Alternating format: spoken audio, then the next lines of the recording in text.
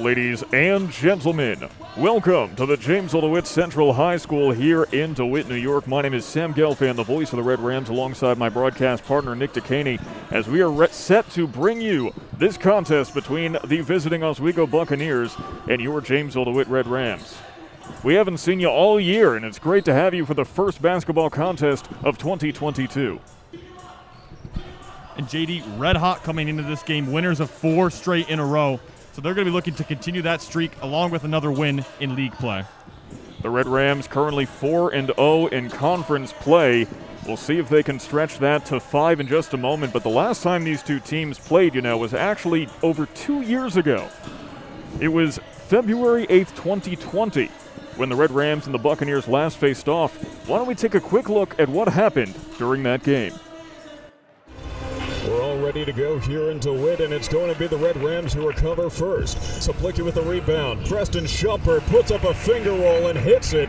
It's 2-0 early on here in DeWitt. And now Shannon has it back, though, thanks to a series of passes. It's Mahoney who tries for a jumper and hits it. Gives it to Durkin. Durkin over to Peyton from beyond the arc. Hits it. Peyton Shumpert shooting .458 from behind the stripe. He is automatic at that distance. Johnston looking for an option, tries to get past Durkin, playing a physical, and Matt Bradford was having none of that. The Shumpert gets it to Saplicki, boom shakalaka! Matt Saplicki putting the Oswego Buccaneers on notice early in this contest. Hey, if at first you don't succeed, try again. Preston Shumpert says, no, please don't try again. It's not going to end well for you, as Durkin has a similar idea. Durkin behind the back getting fancy to Shumpert, who just stays automatic from the top beyond the arc. As Johnston, beyond the arc, gives it over to Cole Pratt, who tries and hits it despite getting knocked down. Bench gets up and applauds, and you know what? He deserved it. Durkin looking for an option, swings it to Bradford, puts up with a soft touch to great success. Now Peyton Shumpert from beyond the arc. I mean, what did you expect? Honestly, what did you expect? Did you expect him to miss it? So Trey Autry has 7 minutes to work with. It's 28-10 as he drives to the net, puts one up. So now Douglas driving. Too many men in the paint, swings it out. And it's Cole Pratt who comes down with his third three-pointer of the game so far. Autry now gets rid of Johnston, finds a lane and puts one up off the glass. He just makes it look so easy every time he goes vertical. Not having any luck. Preston Shumpert. Peyton Shumpert bringing the jam. It looks beautiful. Picture perfect. Peyton Shumpert gonna try for a three, and it is beautiful. With a rebound, tries to bring it in himself and does it. A little DIY from Connor Durkin, who puts 2 points up on the board. Cerrone will take it past half court as there's less than 6 minutes left in the game. Over to Marcus Payne, who tries from downtown, and he makes it look easy. Cerrone shoots from the free throw line, and it goes down easy. Gives it over to Cerrone. Cerrone letting them rip like Beyblades tonight. That is the game.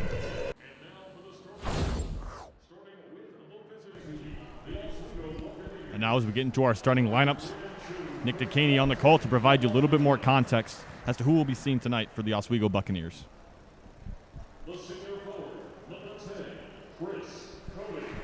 There's Chris Cody, number 10, 6'2" forward, a senior, averaging just about 2 points a game. And there's the leading scorer for the Buccaneers, number 11, Zach Chamberlain, coming in with about 15 points per game. Oswego look to rely on him heavily tonight.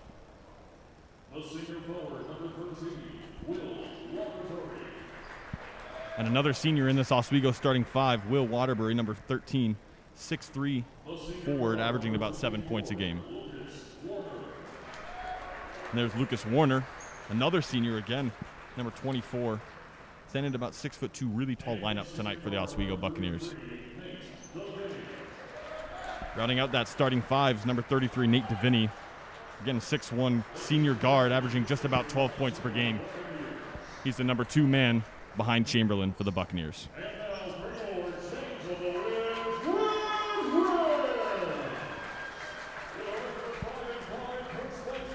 And now as we get into the red-hot Red Rams, we'll take a look at their starting five for tonight's matchup. Been playing excellent over the last couple games. That's the junior guard, Anthony Stickle, averaging just about 6 points per game. Getting one of his first starts tonight is the junior guard, number 3, Ian Gelfand. He's been making an impact all season long. Another junior in this Red Rams starting five, number 15, Aiden Bates.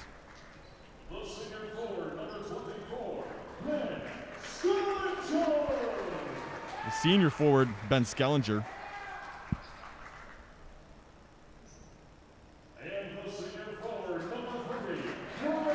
And JD's leading scorer, that's number 30, Brendan Kohlberger, averaging just about 17.5 points per game tonight. And he's the guy to look for the Red Rams. Ladies and gentlemen, don't go anywhere just yet. We'll see you guys right back here after the anthem. Now, ladies and gentlemen, at this time, we ask you to please rise and face the flag located behind the bleachers for the playing of tonight's national anthem.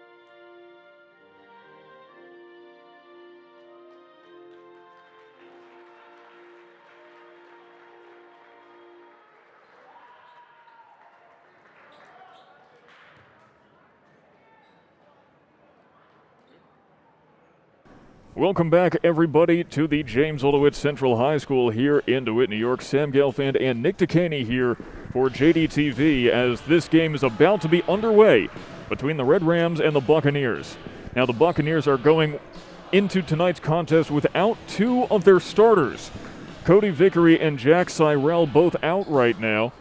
Are they going to be able to make up the deficit? You know, we'll have to see as time goes on, but this Buccaneers team, really lanky team, so we'll see how JD can handle up with that. A little more undersized, especially tonight, with a combo of Gelfand and Stickle, a shorter backcourt for them. And the Buccaneers, 10 players 6 feet or taller, so we'll see how JD can match up to that tonight. Brendan Kohlberger to receive the tip-off along with Chris Cody, who is the one who brings it down, and we are underway.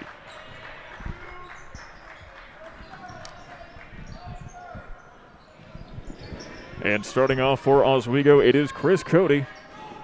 Passes over to Nate Dekaney. They're going around the horn in quick succession. And it is quickly stolen away by Aiden Bates. Bates on the attack, but he slows it down, gives it to Ian Gelfand to reset. And he looked like a cornerback the way he intercepted that pass. Was he on the football team? He was not, but he could be. He's that good of an athlete. Apparently so. Gelfand, quick pass. Now that's Skellinger all the way down to Gelfand on the other side. It was time from 3, but it hits rim and rebounded by the Buccaneers. And the Oswego defense almost moving like there's a string connected to them. Really nice opening possession for them. Will Waterbury with the high pass to Cody. Hand off to Zach Chamberlain. Dekaney now. Pass over to Warner. Inside the key to Dekaney, out and off the hands, and the Red Rams are happy with that. And that's JD's bread and butter right there. Forcing a bad pass and creating a turnover early in this game to create some momentum for them. And now the Red Rams will take possession. A minute 20 have already elapsed and no scoring from either team yet. Yeah, and these two teams averaging about 50 points per game between for both teams. So not huge offensive threats, but you will best believe, as you're seeing right now, it's going to be a tough defensive gritty game. Clearly, as the ball is recovered by Lucas Warner, who takes it across half court for the Bucks. And a long three-point attempt is off the mark for Zach Chamberlain. But Lucas Warner has a little bit more success from closer to the basket. And good job from Warner there to stay with that possession and crash that offensive glass. Going to need a lot of second-chance opportunity points tonight. And Gelfand with a second chance for a three, and this time he finds more success.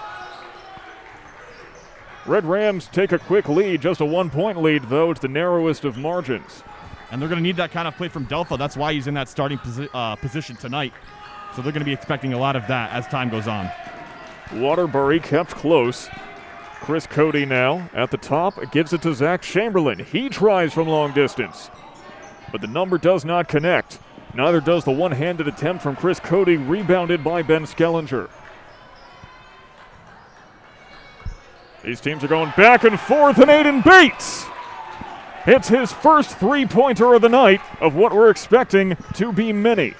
And Bates has been lighting it up from three all season long. That was a nice shot in rhythm, and he set his feet and cashed in. So now the pass to Cody. The Red Rams playing a 2-3 zone on defense tonight. Cody inside, swings it out. It's Warner. And it looks like that was just two.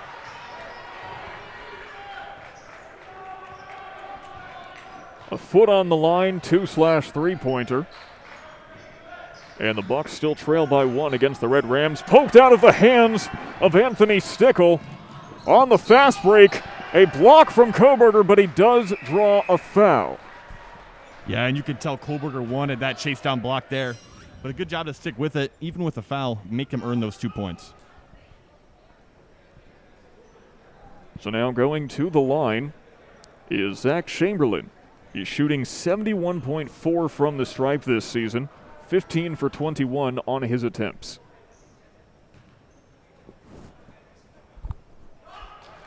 Make that 15 for 22.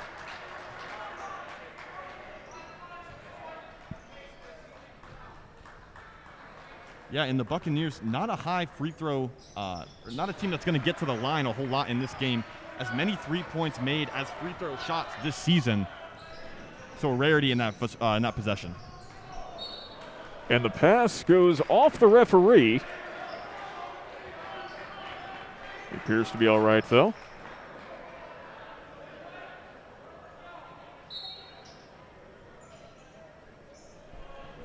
We are all tied up at 6 now here in DeWitt. And what you said is going to be a gritty conference matchup. The Buccaneers, though, have their work cut out for them as that pass goes off the arm of Ben Skellinger, taken up by Stickle. Stickle almost has it poked away. Quickly Bates, Skellinger passes directly into the waiting, cradling Will Waterbury. Yeah, and Skellinger forced that pass a little bit too much there. Looked like he wanted to zip it into Koberger at a tight window.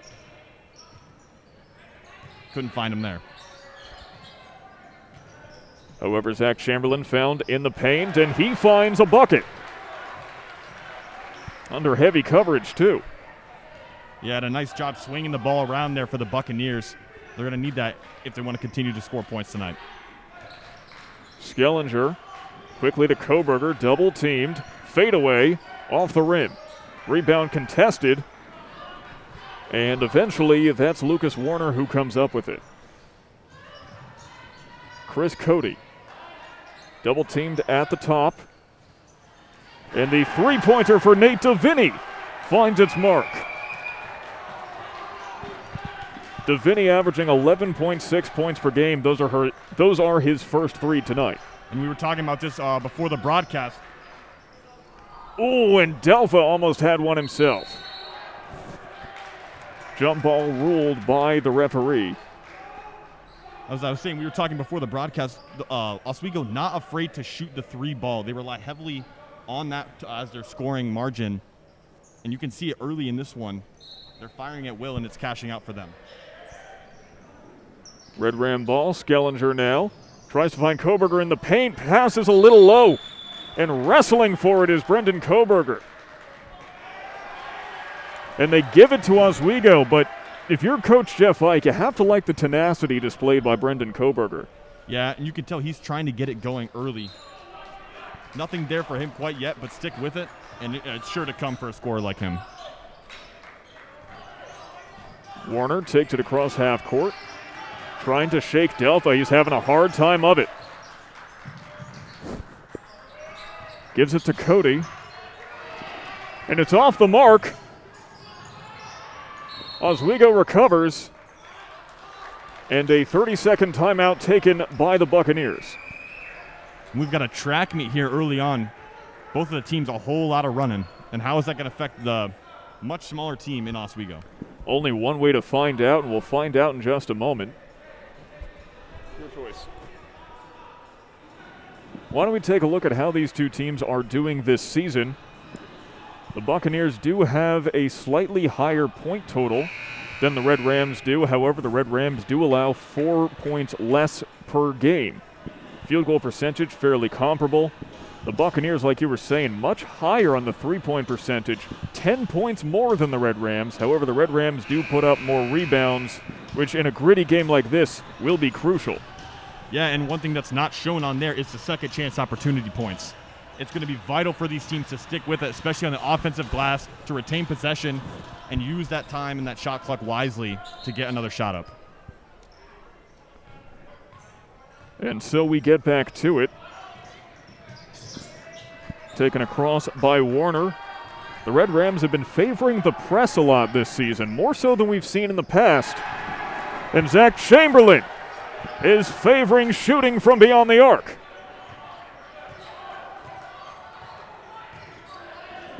And the Buccaneers take an early lead, 14-6, as that ball goes right into the waiting hands on the fast break. Zach Chamberlain blocked by Koberger. The putbacker by Dekaney doesn't work out. Waterbury in the three-point attempt from Chamberlain. And the Red Rams get possession, but their confidence must be rattled. Yeah, and for JD, you cannot let a guy like Chamberlain get going early in this one. You're going to have to contain him and move together as a defense. Even though he's taking these deep threes, you got to stick with him. And Bates couldn't make it happen. Rebounded by Warner.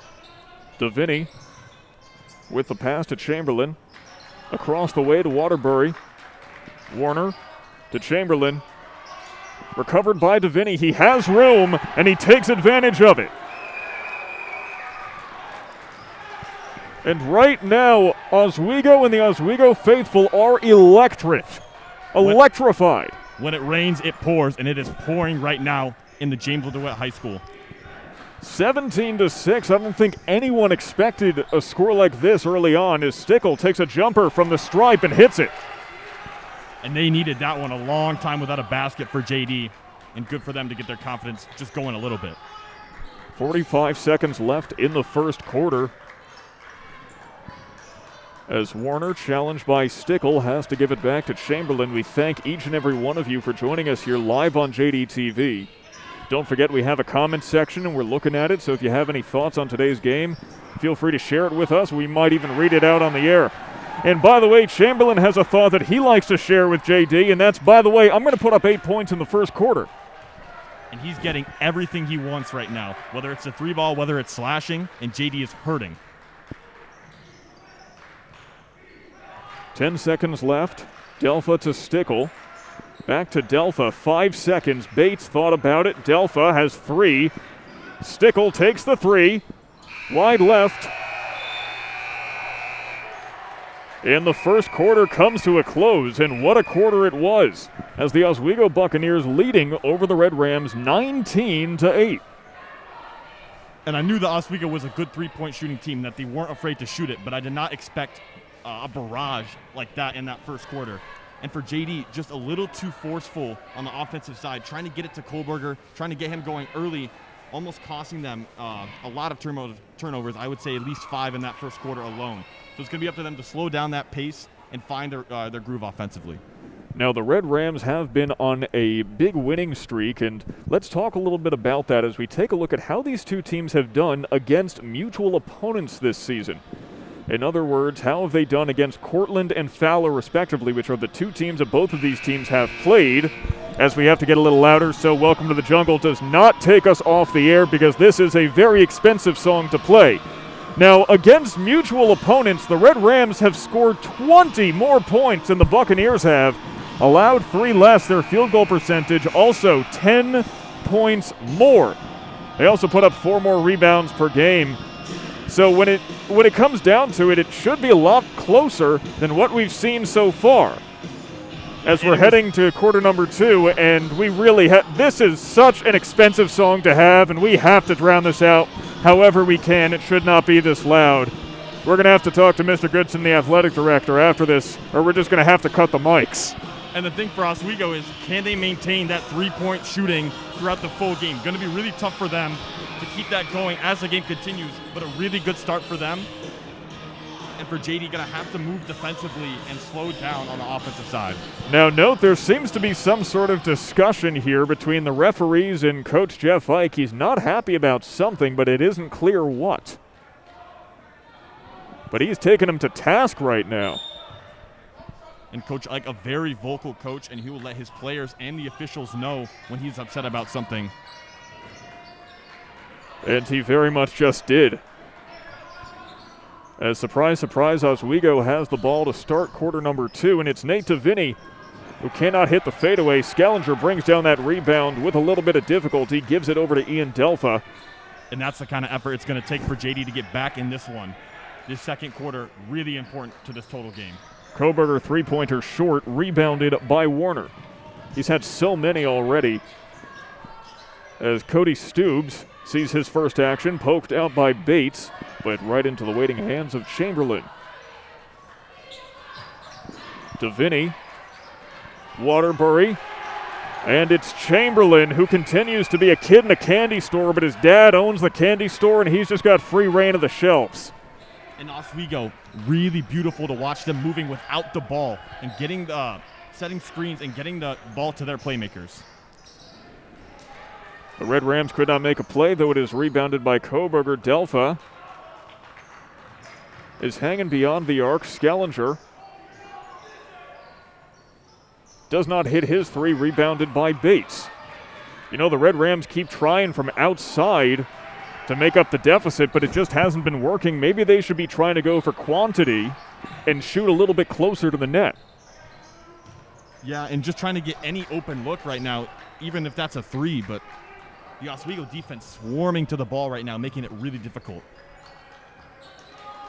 The Red Rams have rarely found themselves outclassed defensively this season. As Chamberlain, with the high pass up to Warner, back to Chamberlain from 3, and he bricks it. And Carter King lets it go out. And the student section, the flock, is letting them know it. And for JD, they're going to need that support from that student section for them to get loud and get them on a run this quarter, especially going into halftime. Do not want to be down big. The flock very vocal, just kind of like how Coach Ike is, actually. Seems to run in the JD family. As Matt Keeler to King to Daniel Anon, who we haven't seen much from today. In fact, this is the first time we've seen him. Anon has to swing it out to Bates. And Bates tries so many 3s. Scalinger can't make the comebacker. No shot.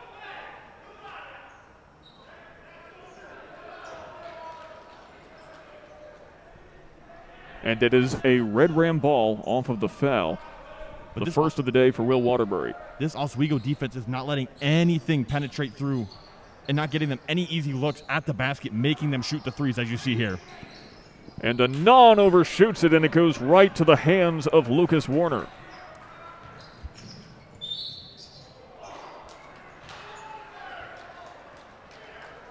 If you're the Red Rams, what do you have to do? It's certainly the question they're asking themselves as Zach Chamberlain goes to the line for 2. And of course, if you have an opinion, if you think you know what they should be doing, let us know in the comments section. We may or may not concur. But for Oswego, it's all starting with number 11 right now. Chamberlain already 10-plus points early in this game, and he's been the center of their offensive attack, and we expected this. But the three-point percentage has been so high for them. Can they maintain that as the game goes on? And for JD, they need to find an answer on the defensive side. And again, I feel like a broken record. Slow things down offensively. Well, the Red Rams will take their first time out of the game as Chamberlain is 2 for 4 from the stripe so far. 5:25 remaining in the second quarter, and the Red Rams down by a whole lot as Mr. Goodson's just going to bankrupt us. Doesn't he know Metallica's the band that sued Napster and ended free music sharing online to begin with? Someone tells me Mr. Goodson isn't quite aware of that, but he may know, and maybe he's just doing it just for us. Well, maybe Mr. Goodson is not as well versed in U.S. copyright law as I am. Who knows? I wouldn't expect him to be. As Daniel Anand will take things in for the Red Rams, and we are back underway. Going to have a talk with him at halftime. Mr. Goodson, that is. Anand can't get through that 2-3 zone. Skellinger out to Keeler. Skellinger trying to find an open man. He can't even find somewhere to pass. And he overshoots the close bucket. Nate Dekaney with a rebound. And there is just nothing there for JD right now. But there's something for Cody Stoobs, who ties his career high of 3 points. Anand all the way across to Skellinger. Back to Anand. It is 25-8. Skellinger hits Bates. Back to Skellinger. He's playing like a point guard, but on the left side, it's almost kind of bizarre. Toss up. And interestingly, well, here's Brendan Koberger about to come back in. Koberger actually averages 29 minutes a game, so he does not sit for very long usually. It's kind of interesting that they took him out to start off the second quarter. Yeah, I think Coach Ike is trying to get a different look in right now because obviously Koberger, a very talented player, as he gets one going there, they really needed that. But trying to get a different look in with different players and see what can work against this Oswego defense because so far, not much has. It'll be a consistent battle throughout this contest as Chamberlain hands it off to Dekaney. Waterbury looking for something. Stoobs can't find it either. Dekaney is fouled by Matt Keeler.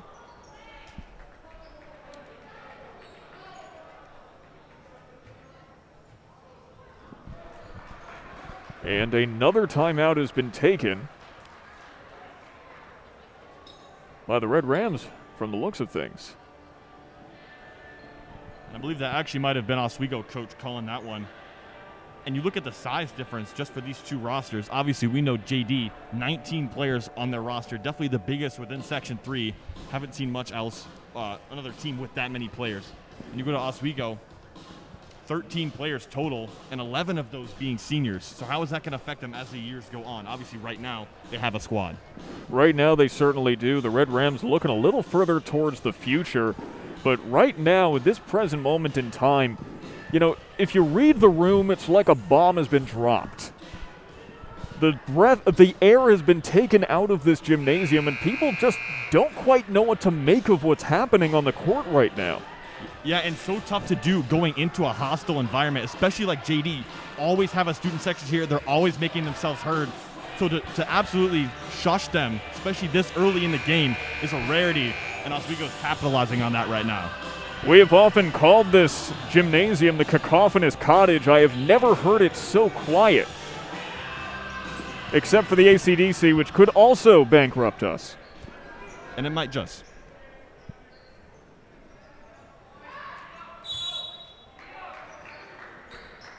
And we're back underway. Dekaney with a quick three. And that was just about guaranteed from the moment that it left his hands. He had picture-perfect form and a perfect look. Yeah, and right in transition, too, got his feet set. You could tell that's the look they wanted coming off the inbound. And Carter King is paused. Red Rams will get it back. And, you know, it's almost like these fouls on the JD side are strategic from Oswego because they have been very effective at halting their momentum throughout this contest so far. Yeah, and not yet in the bonus either, so they can continue to do that and play it as a strategy. King tries to muscle his way in, off to the left and rebounded by Chamberlain. Right now, with the number of rebounds and the number of points, Zach Chamberlain's starting to look a bit like Wilt Chamberlain out there. We'll try to get him some stilts as Dekaney passes over to Chamberlain. And eventually it finds its way home like an inebriated horse. Just been that kind of night for Oswego, getting the shooter's roll on that one. It's almost like they haven't missed a three-pointer yet. Chamberlain averages 15.4 per game as that pass was deflected. Keeler fighting for it. Jump ball. Chamberlain averaging 15.4 per game. He has 13 already. But such a good job, as I've been saying, of moving together as a squad for Oswego on the defensive side. And it's just so tough to even find a bounce pass to get an inside look. The Buccaneers have a very tight-knit crew out there. And I think most of them, at least all on the floor right now, being seniors, probably contributes to that. It's all hands on deck. As Lucas Warner passes it to Chamberlain. Chamberlain, he's content. Don't give him the room. Well, this time it worked out for them, for the Red Rams, but that's a dangerous proposition, and they should not be repeating that as Anand charges in under heavy pressure. And the Oswego bench explodes as that was not a foul. Absolutely everything right now is going in Oswego's favor, and you can see the frustration mounting for JD.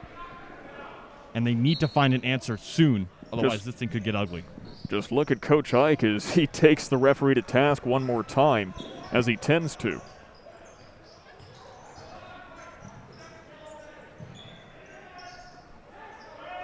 Warner at half court, and the Buccaneers can afford to take their time.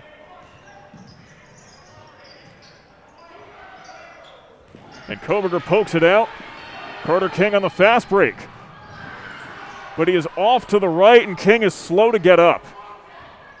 He's all right, though, as the Buccaneers have it on their side of the court. And King pokes it out one more time.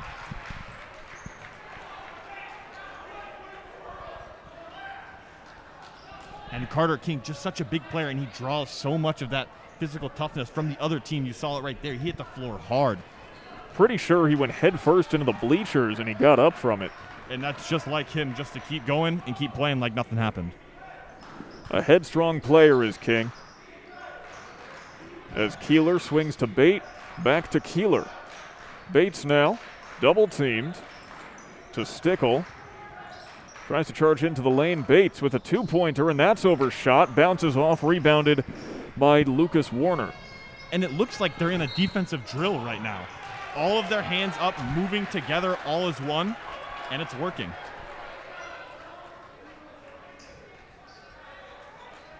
They're in a defensive rhythm as well as we go right now.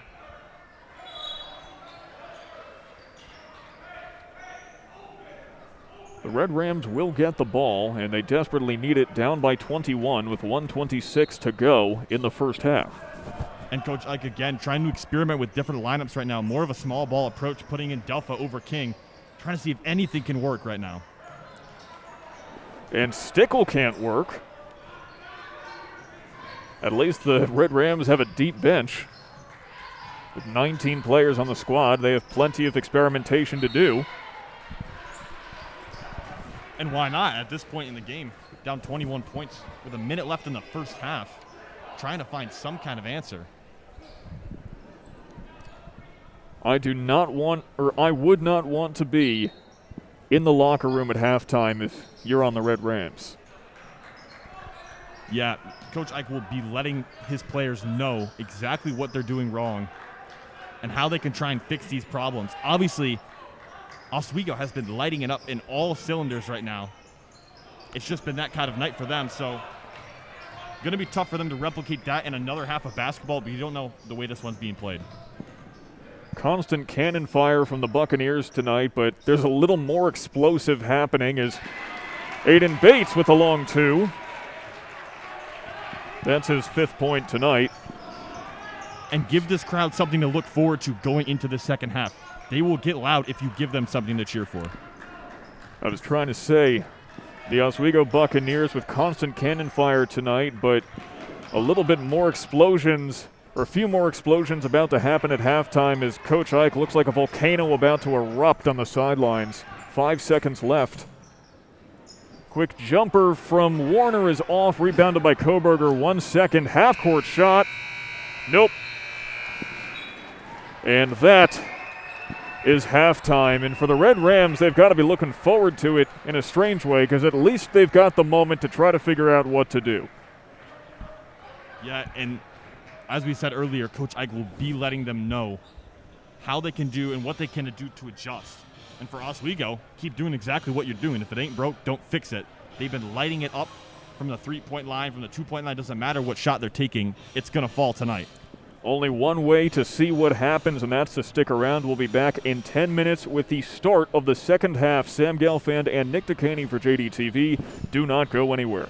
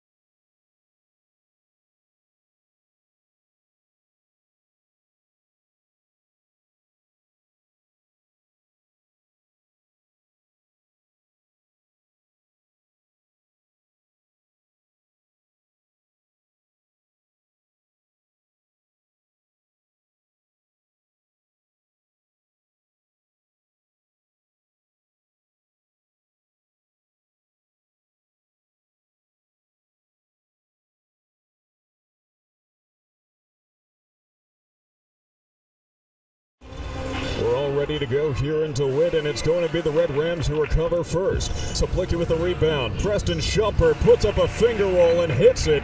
It's 2-0 early on here in DeWitt. And now Shannon has it back, though, thanks to a series of passes. It's Mahoney who tries for a jumper and hits it.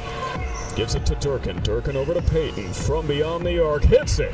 Peyton Shumpert shooting .458 from behind the stripe. He is automatic at that distance. Johnston looking for an option. Tries to get past Durkin. Playing a physical, and Matt Bradford was having none of that. The Shumpert gets it to Saplicki. Boom shakalaka! Matt Saplicki putting the Oswego Buccaneers on notice early in this contest. Hey, if at first you don't succeed, try again. Preston Shumpert says, no, please don't try again. It's not going to end well for you, as Durkin has a similar idea. Durkin behind the back getting fancy to Shumpert, who just stays automatic from the top beyond the arc. As Johnston, beyond the arc, gives it over to Cole Pratt, who tries and hits it despite getting knocked down. Bench gets up and applauds, and you know what? He deserved it. Durkin looking for an option. Swings it to Bradford. Puts up with a soft touch to great success. Now Peyton Shumpert from beyond the arc. I mean, what did you expect? Honestly, what did you expect? Did you expect him to miss it? So Trey Autry has 7 minutes to work with. It's 28-10 as he drives to the net. Puts one up. So now Douglas driving. Too many men in the paint, swings it out. And it's Cole Pratt who comes down with his third three-pointer of the game so far. Autry now gets rid of Johnston, finds a lane and puts one up off the glass. He just makes it look so easy every time he goes vertical. Not having any luck. Preston Shumpert. Peyton Shumpert bringing the jam. It looks beautiful. Picture perfect. Peyton Shumpert gonna try for a three, and it is beautiful. With a rebound, tries to bring it in himself and does it. A little DIY from Connor Durkin, who puts 2 points up on the board. Cerrone will take it past half court as there's less than 6 minutes left in the game. Over to Marcus Payne, who tries from downtown, and he makes it look easy. Cerrone shoots from the free throw line, and it goes down easy. Gives it over to Cerrone. Cerrone letting them rip like Beyblades tonight.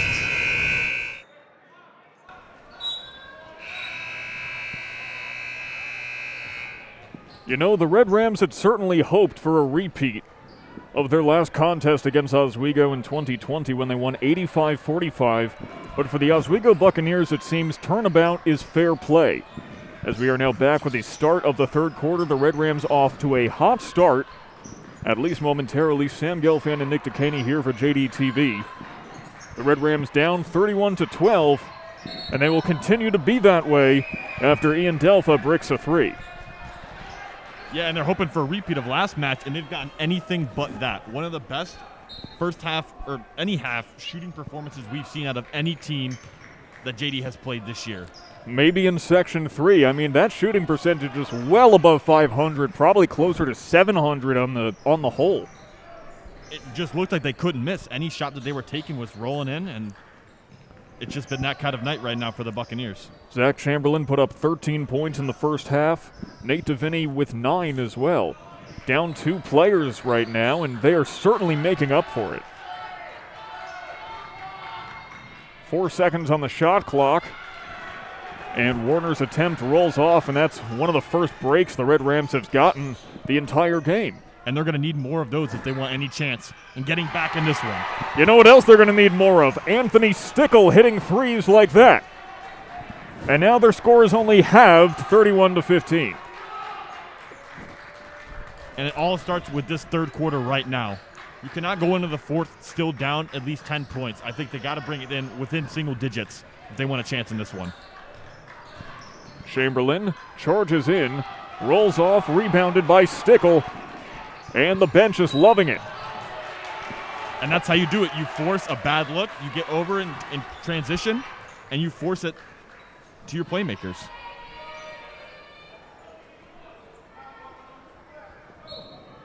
And now the Red Rams will get another chance to start again. Ian Gelfand. Back to Stickle to Gelfand. Gelfand from 3. It's on target, but just a little bit off. But Aiden Bates makes up the deficit. To a raucous ovation from the JD bench and crowd. And the flock has been awakened. That's how you start the second half. Coming down 20 points. I know Coach Ike gave them one heck of a halftime speech. Well, we gave him an earful, I'm willing to bet. Absolutely, and it's working right now. And Bates hits free throw number 1. And actually, that's his first free throw he's hit all season. He's 1 for 6 now. Now Warner with the pass to Chamberlain. And the cacophonous cottage is coming alive. Dekaney loses control. And Ian Gelfand picks it up.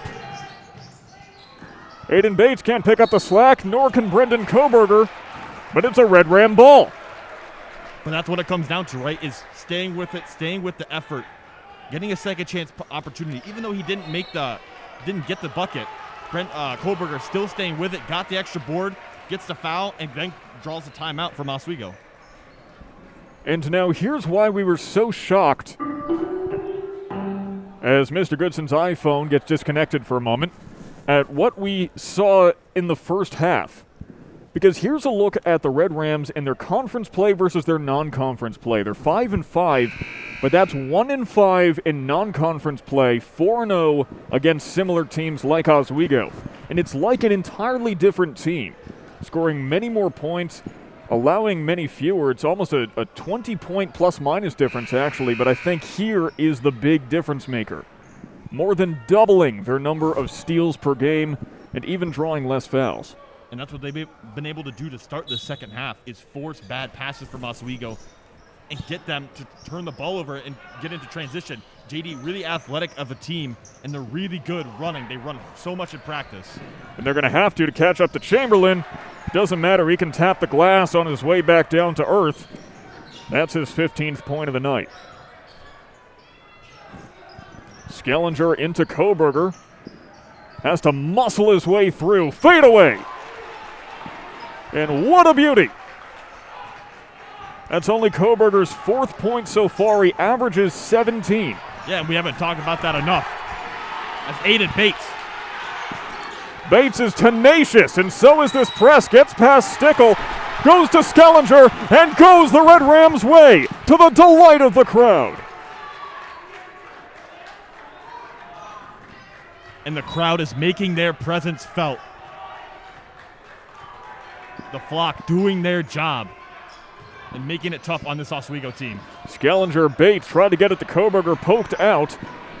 And Warner has it now, the press employed by JD. Into Waterbury, who hits it. His first 2 of the night. And that's a big bucket for Oswego to kind of stop the bleeding there. And Bates cannot respond in kind. Koberger with the rebound, hesitates a moment, pushed off, and it sinks.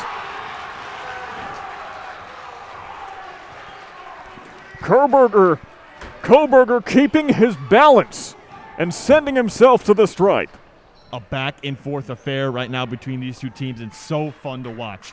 But JD finally has woken up as an offense. And Koberger makes the and one, and it's a little too early to make the call, but this could turn into an instant classic. But obviously still down double digits, so got to find stops on the defensive side. If this momentum is kept up, though, well, I think it's something that everyone would like to see just for basketball's sake. Fade away, off target. Too much trouble for Chamberlain, rebounded by Koberger. And it starts with good defense, turns into a bad shot, turns into transition. And it turns into Anthony Stickle, sinking a dagger into the heart of the basket. And the Oswego Buccaneers must call a timeout.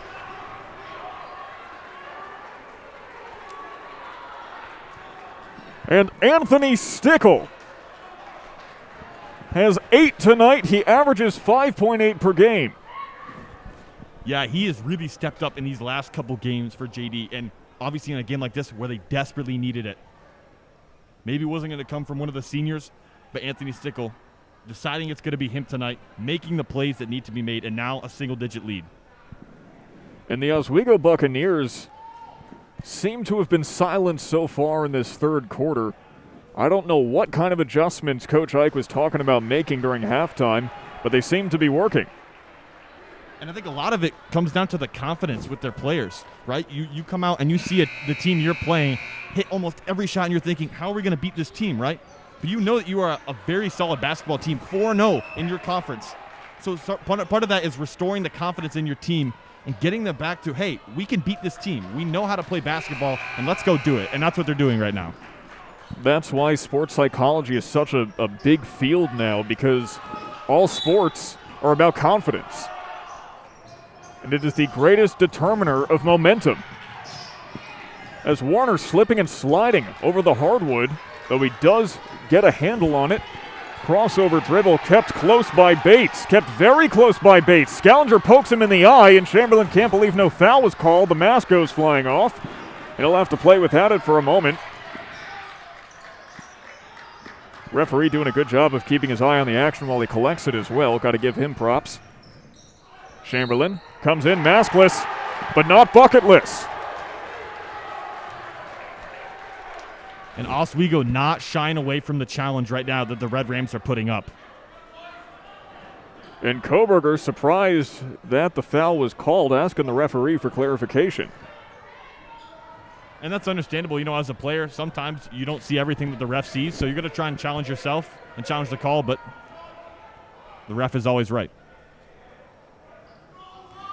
Now Zach Chamberlain to the line with the mask, which already fell on the floor. That's a little nasty, but not the worst thing in the world. But speaking of nasty, 18 points tonight for Zach Chamberlain. And he's been doing it all. All three levels of the game have been coming to him real easy. Delpha pass to Scalinger. Time for Stickle from the top. A little undercooked, but he gets his own rebound, in trouble. And it is a Red Ram ball. Yeah, and some JD players looking for a foul there. I think Stickle really just kind of slipped, but the ball went off a Buccaneer out of bounds, so JD retains. Bates, quick pass to Stickle, or to Delpha, and now that's Stickle. Bates underneath, and it rolls in. Aiden Bates with 10 points tonight.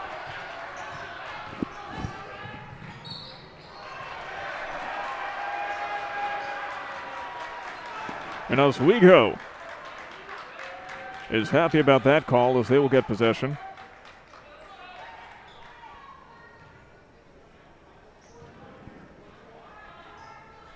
But man, is this a fun environment to be in right now? This gym erupting from both sides as we're going back and forth. Oh, this is so much fun. What a way to kick off 2022 with a little bit of fireworks. However, that one fizzles out. Chris Cody, pass out to Chamberlain, falls down, falls near the basket, and Dekaney falls without being a bucket. Koberger will pick it back up for the Red Rams. Weaving through three players, out to Scalinger, and it skips off. Rebounded by Cody and given to Lucas Warner. And that would have been another big momentum swing for the Red Rams there, but Scalinger just unable to connect as the defense from the Red Rams stays stifling hot. The Red Rams are known for their defense in both the boys and girls teams, and it is on display right now. Delpha can't make the three, but Scalinger puts it back in, shaking and baking. And I think we'll just call that a pass from Delpha. I think that's fair enough. And look at Scalinger defending from coast to coast. And Chamberlain misses two in a row. Scalinger fighting him off. Did you see that physical contact, an arm wrestling contest between Scalinger and Chamberlain? And Scalinger really pleading his case right now with the refs. And you can see Coach Ike and Coach Barlow both out of their seats, trying to figure out what the refs are seeing that they aren't. Well, we know that there was a lot of contact between Skellinger and Chamberlain, and it seems that the referees may have thought the Red Rams were the aggressors. Yeah, and as this game has gotten closer, things have gotten a little chippy. I can kind of see some of the players talking to each other, maybe talking a little bit of trash, but it's gotten more aggressive. But they give it to the Red Rams.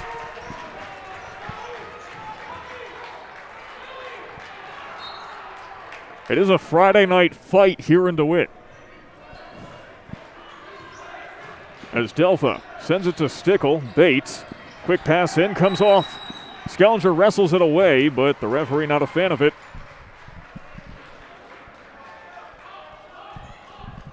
And it looked like Skellinger had just ripped that one away from Oswego, but once again, we can't see everything that the refs are seeing. Two players fall down. We'll see who they give it to in a moment. As you take a look on your screen at the record of these two teams, the Oswego Buccaneers 3-2, the Red Rams 5-5. The Buccaneers are not playing like a team which has only played 5 games compared to 10 that everyone else has.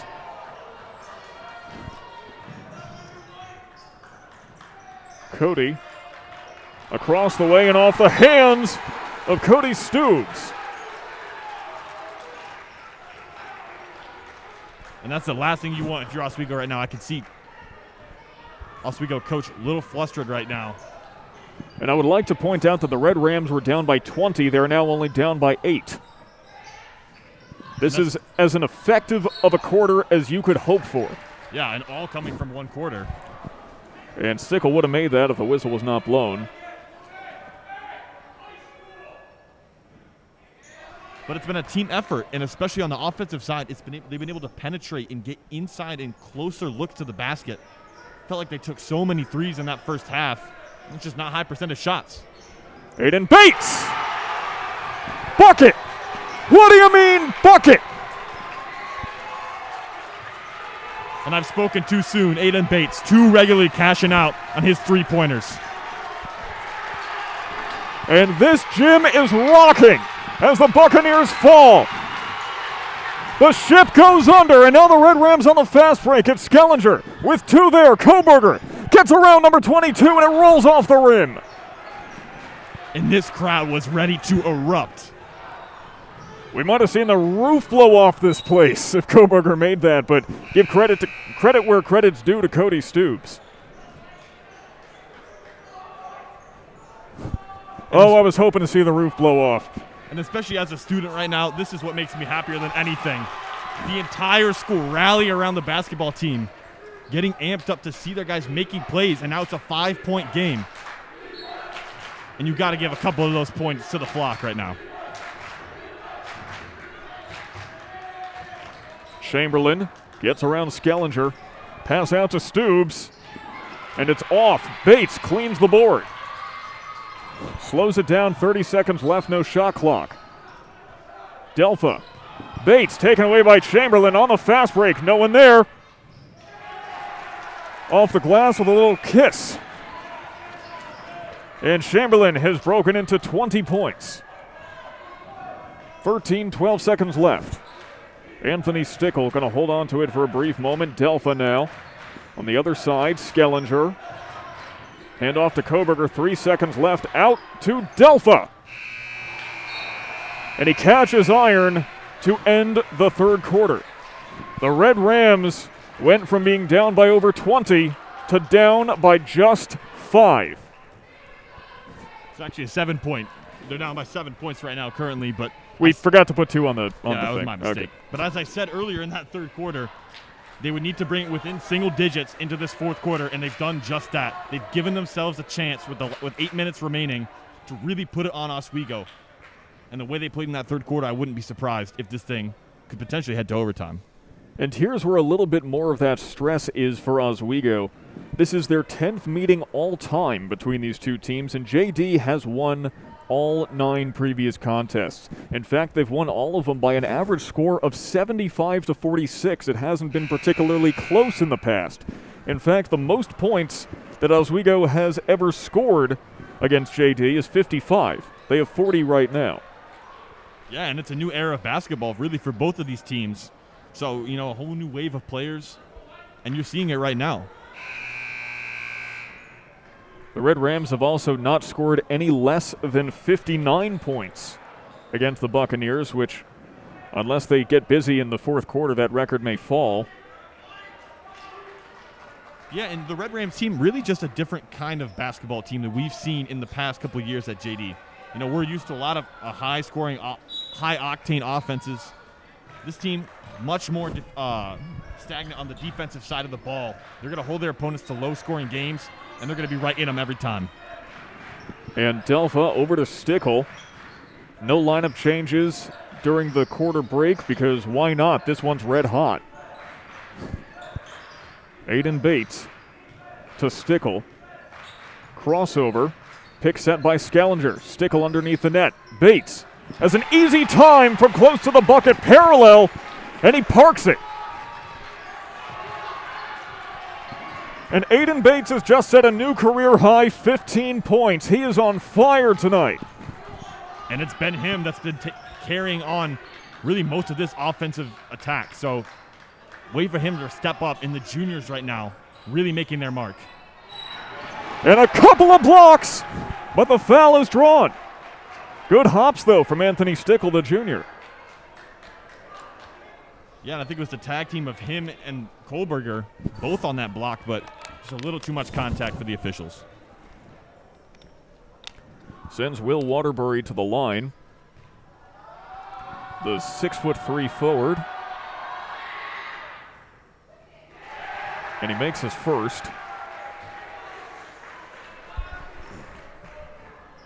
Waterbury 9 for 18, now 10 for 18 from the charity stripe this season. Make that 12 for 20, if I'm doing my math right. May not be. Fact check me in the comments if you'd like, please. Gelfand over to Stickle. Kaboom! Hayden Bates with point number 18. Heat check. Aiden Bates just letting it fly because he's hot, and that's how it's been for him tonight. And Coach James Lamacchia of Oswego not happy with Zach Chamberlain, but it is an Oswego ball.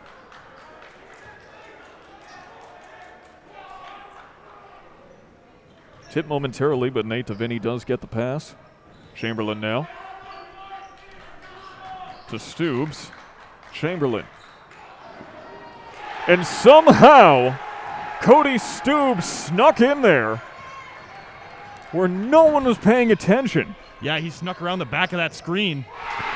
And Anthony Stickle sticks the landing.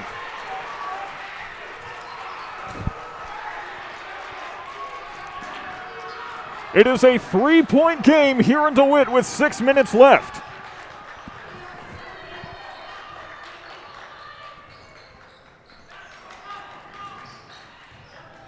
Dekaney. Quick pass to Cody. Cody charging in, off the mark. Kohlberger playing some board games. Quick pass to Bates. Shakes his man. Oh, and he almost had another.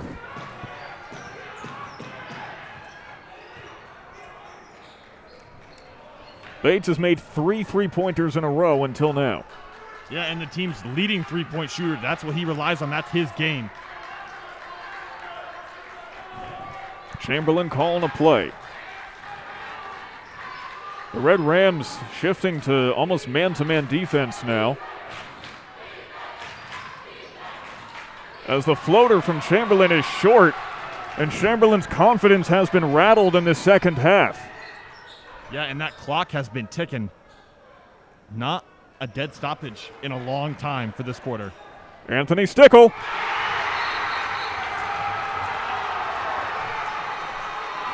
The court is stormed as Oswego calls the timeout. And the whole JD bench just came off onto the court to hype Stickle up. And it's been the juniors tonight, really that pair of Stickle and Bates, letting it fly from three-point land. We are all tied up at 44 as Anthony Stickle turned both keys and launched a missile. And who would have thought after that first half that we'd be tied up with 5 minutes left in this fourth quarter? And by the way, Anthony Stickle now sets a career high, 14 points tonight. Did we call this an instant classic or what? I think as of right now, it most certainly has been. We'll see how it plays out. And this is exactly where you want to be on a Friday night. Nowhere else but JD TV, and we thank each and every one of you out there for joining us here tonight. Once again, Sam Gelfand, the voice of the Red Rams, Nick Dekaney on color commentary, and Tyler Aiken manning the camera. As this has just been an incredible contest so far. Ups and downs, lefts and rights. It is a roller coaster of emotion. Yeah, and they often say basketball is a game of runs, holding true to that testament tonight. Now Oswego with possession. It's Chamberlain.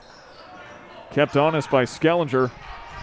Finally finds Warner, who, by the way, is up to 3 fouls. So we may have to see how that plays out towards the end of this. He's been very productive for the Buccaneers. Waterbury gets fouled, and Stickle can't believe it. And this could serve to cool him off a bit. That's his second foul of the day. Yeah, and the gym right now is letting these refs hear it. They're upset with that call. And it certainly looked like all ball from up here, but again, so tough to know. And now this gym coming alive as Will Waterbury goes to the line. However, he is yet to miss a free throw tonight.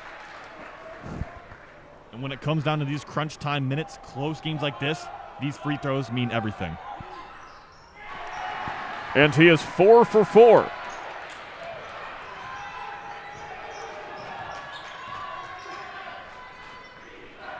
Keeler to Delpha, back to Stickle, not Keeler. Aiden Bates can't hit his fourth. Delpha blocked emphatically by Chris Cody. But how about Brendan Koberger? And that play does not happen without the offensive rebound from Ben Skellinger. Koberger almost doing a pike jump as he made that. That's straight up gymnastics. Yeah, and 3 3-point shots all on the same possession. The Bucks have to swing it out, trying to muscle his way in is Stoobs. He's having trouble with it. Finally takes a 2. It's short, off the mark, kept in bounds by Waterbury. Picked up by Stoobs. Now it's Chamberlain. Guarded by Skellinger. Has to send it out to Stoobs. Back to Chamberlain. Chamberlain coming in, overshoots. And Bates isn't quite sure where that foul was. And frankly, neither am I. But why don't we take a quick look at that three-pointer from Brendan Koberger just a moment ago. Oh, and he might have gotten away with a foot on the line there. He very well might have, but hey, we get the replay. The refs don't. Exactly.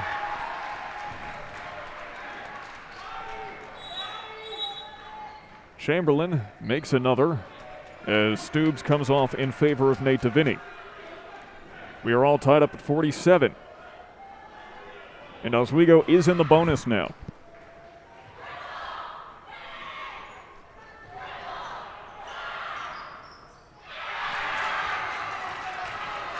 Oh, and that's a big miss right now for Oswego. They had made 3 of their last 4 attempts at the line. Chamberlain now still a tied game. Chamberlain 4 for 7 tonight. Stickle.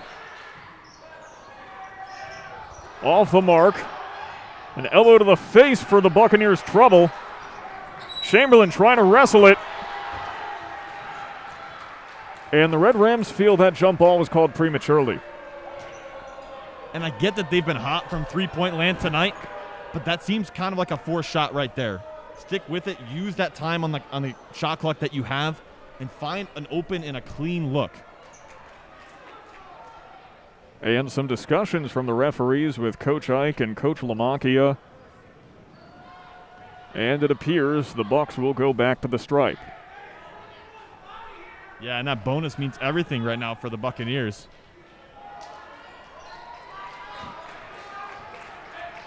It's the greatest boon that the Red Rams could have given them tonight, as Chamberlain goes back to the line. Off the mark.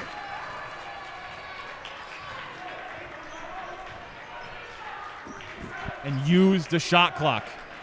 Take your time with this possession. Let's see if they do as Stickle gives it to Delpha, back to Stickle. They're at least letting it wind down a little bit as Koberger tries to make some room. It's off the mark and taken down by Cody. They wound down at least half of the shot clock.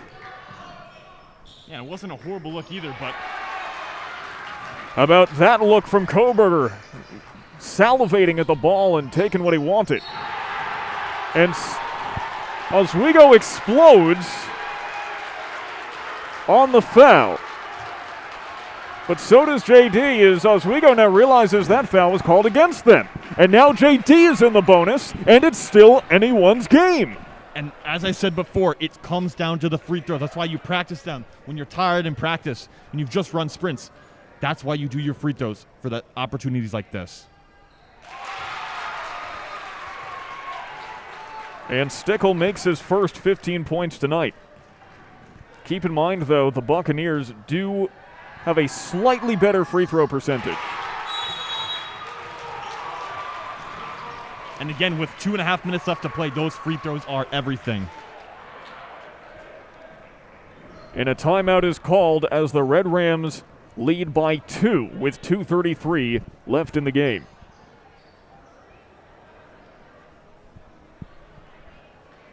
And what a game it has been so far.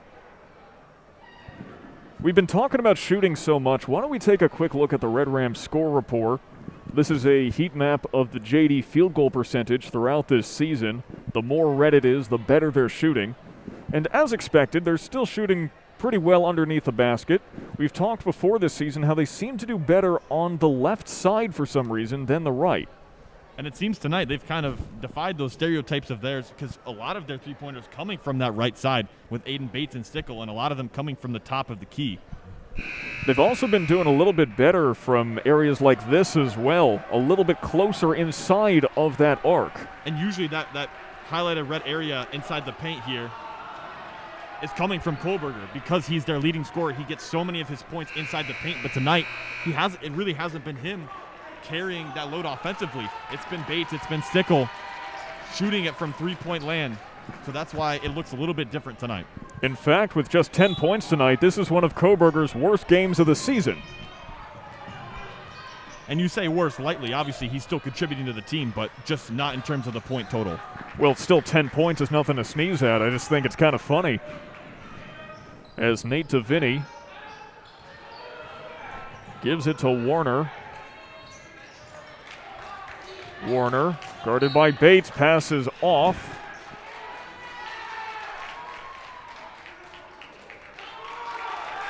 And that does go the Red Rams' way. And I think they may have called a moving screen on Oswego there. That is a huge call with 2 minutes left and JD up 2.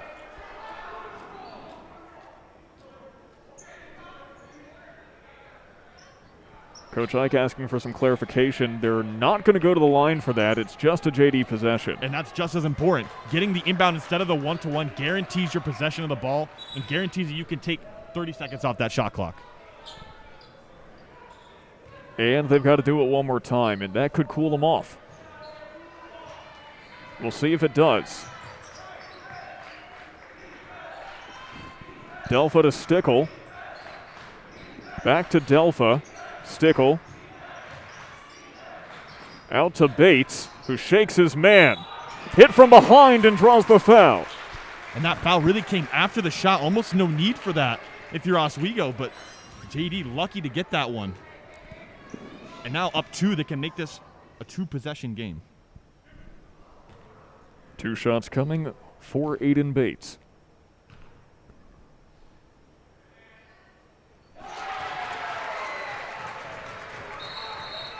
Point number 19 this season.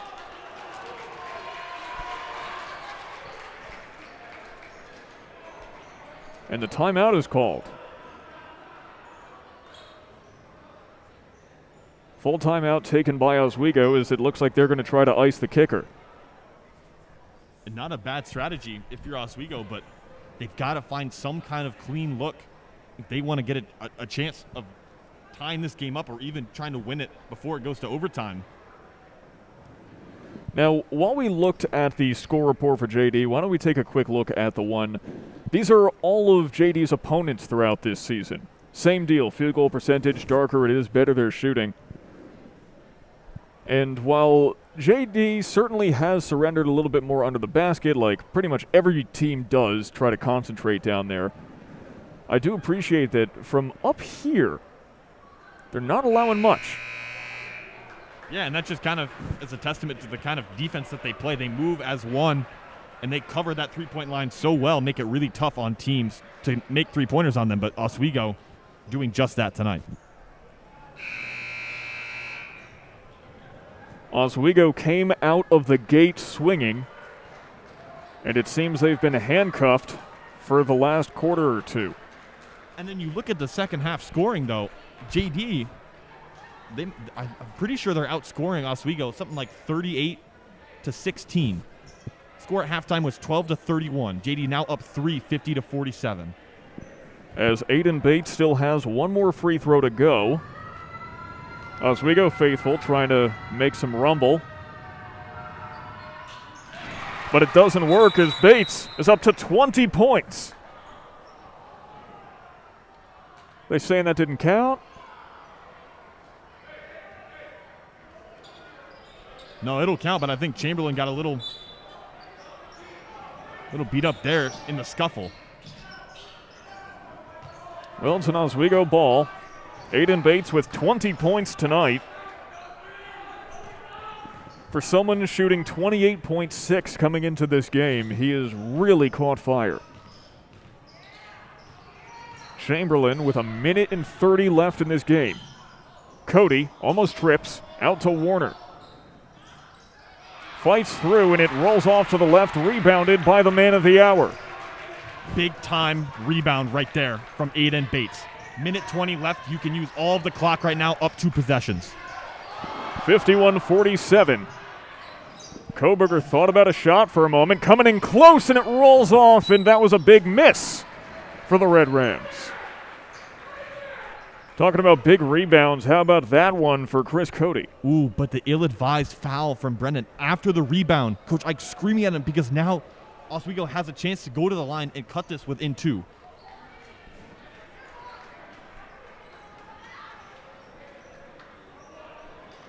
.108 remaining, and it is still anyone's game. They're sending Will Waterbury to the line, who is 4 for 4 tonight. He's a 1 of 1, though. But he doesn't make it when it counts. Oh, and JD able to retain possession. So they catch a break off that ill-advised foul, and now they'll go to the line. Reaching in was Zach Chamberlain.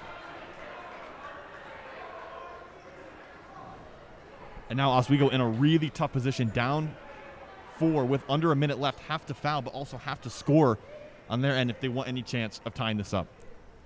The fact that both teams are in the bonus is crucial. And you can hear a pin drop in this arena right now. Or you could simply just hear the ball drop through the basket. That too. As Aiden Bates makes his first of 2.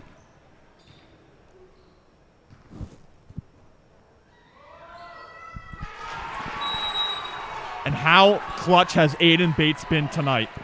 Making 4 for 4 of his last free throw attempts. 5 for 5, actually. And I'll tell you just how clutch. There's a metric for it. It's called 22 points. But how much are they up right now? That's 6 points. So almost all of that coming off of his free throw shooting, because Oswego has missed multiple free throws in this last quarter. And the cacophonous cottage continuing to live up to its namesake. 57.9 seconds left in the game. Red Rams up 53-47.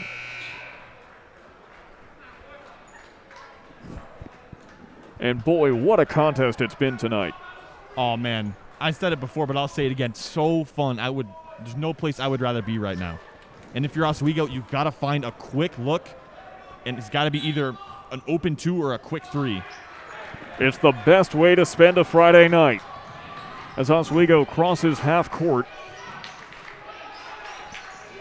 Warner. And a lot of time they're taking off the clock right now. Cody Dekaney.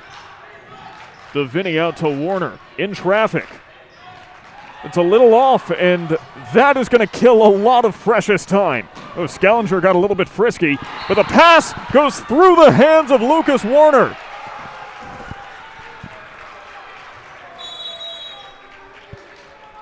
And that almost seals it right there. And obviously anything can happen, but a timeout taken by the Red Rams this time. And again, Oswego wasted so much time on that last possession just trying to get the ball around. Even if it's not so open, take the shot. Take that risk of making it and drawing it within 3, but and while the basketballs have been flying sky high today is also International Kite Day. When was the last time you flew a kite, Nick? That's a good question. I must have been elementary school, probably. Yeah, it's probably been about the same amount of time for me. It's also National Dress Up Your Pet Day, so I hope to see a lot of pets in silly costumes at home for everyone. And it is also National Hot Pastrami Sandwich Day. Got to find a good deli around here. Haven't really found one yet. Am I just looking in all the wrong places? Brooklyn Pickle. You tried there? I have not yet. That's probably the answer. But forget about Brooklyn Pickle right now. Right now, the Buccaneers are in a pickle. That's right. And it would take something improbable for them to come back in this one right now. Improbable, but not impossible. Stickle, Scalinger, they're going to have to beat the full court press. Gelfand scooting down the sideline. And no fouling from Oswego. It's Stickle. Well, you say that. But it's so late in the shot clock again. They wasted so much time just dribbling the ball up down the court. I don't know if it matters, but that is the 4th of the day for Will Waterbury.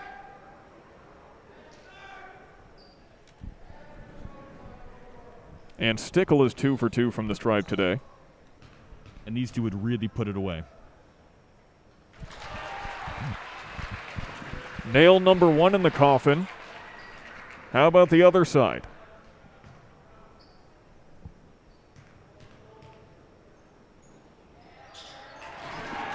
And Anthony Stickle playing master craftsman.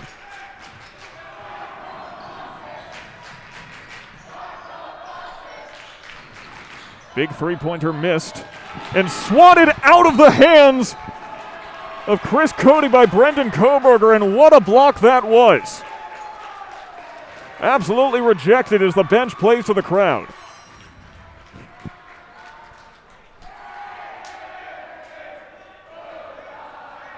And I've just got to wonder, what did Coach Ike tell his players in that halftime locker room speech? You know, this is why he's been around. This is his 7th year with JD as Koberger makes his first free throw. And in fact, in 10 seconds, Coach Ike will have his 95th win with the Red Rams. And if you're Coach Ike, the one thing he's going to be happiest the most about is his team's free throw shooting. So clutch in this last quarter, and that is what sealed it for them. And Ben Scalinger holds on to it. That's all she wrote.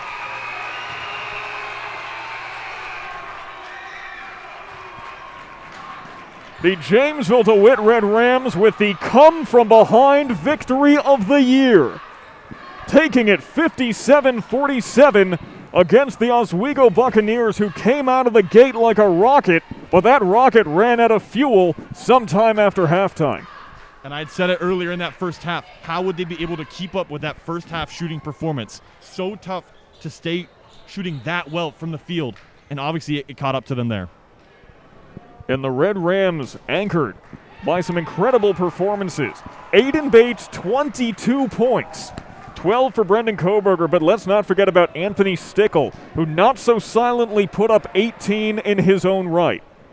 And this was a big win for JD because we hadn't really seen a game yet where it wasn't Koberger carrying the offense.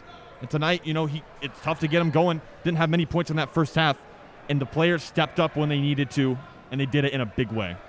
We will see you back here next week for some girls basketball action. You will not want to miss it. But in the meantime, thank you so very much for joining us here live on JDTV for this Section 3 Class A contest as the Red Rams improve to 5-0 in conference. My name is Sam Gelfand, the voice of the Red Rams, alongside my broadcast partner Nick Dekaney, and all of us here at JDTV. Have a very good night wherever you may be.